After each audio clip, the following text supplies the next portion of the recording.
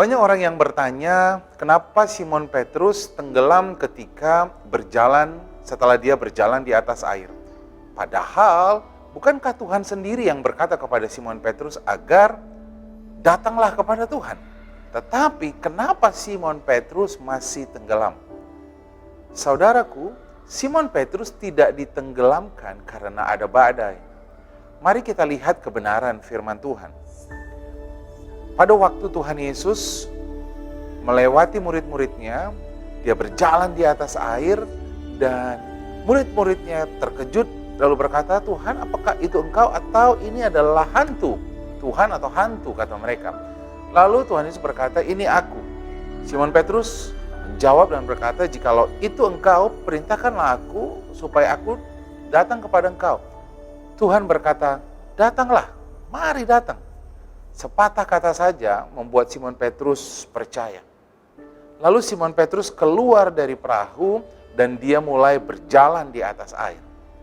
Tetapi di dalam Matius 14 ayat 30 dikatakan, ketika dirasanya tiupan angin. Jadi perhatikan saudara, pada waktu itu sedang ada badai, sedang ada angin badai. Tuhan Yesus berkata kepada Simon Petrus, marilah datang kepada Tuhan Yesus. Simon Petrus keluar dari perahu, sedang ada badai, dan Simon Petrus sudah berjalan di atas air. Ketika dia berjalan, matanya fokus kepada Tuhan. Tetapi ketika dia mulai 1, 2, 3, 4 langkah, firman Tuhan katakan, lalu fokusnya berubah kepada badai, dikatakan, dirasanya tiupan angin, takutlah ia.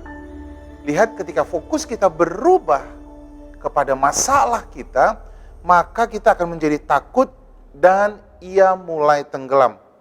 Lalu berteriak, Tuhan tolonglah aku. Segera Yesus mengulurkan tangannya memegang dia dan berkata, perhatikan kata-katanya, hai orang yang kurang percaya, mengapa engkau bimbang? Jadi, jikalau kita fokus kepada masalah kita menjadi kurang percaya. Iblis berusaha membuat kita fokus kepada masalah kita supaya kita, karena kurang percaya, kita menjadi bimbang. Bimbang itu adalah tidak percaya kepada apa kata firman Tuhan. Saudaraku, yang menenggelamkan Petrus bukan badai. Yang menenggelamkan Petrus adalah ketidakpercayaannya, kebimbangannya. Jadi, jika saudara ingin mau berjalan di atas air, berjalan dalam kemustahilan, berjalan dalam mukjizat, fokuskanlah matamu kepada janji firman Tuhan.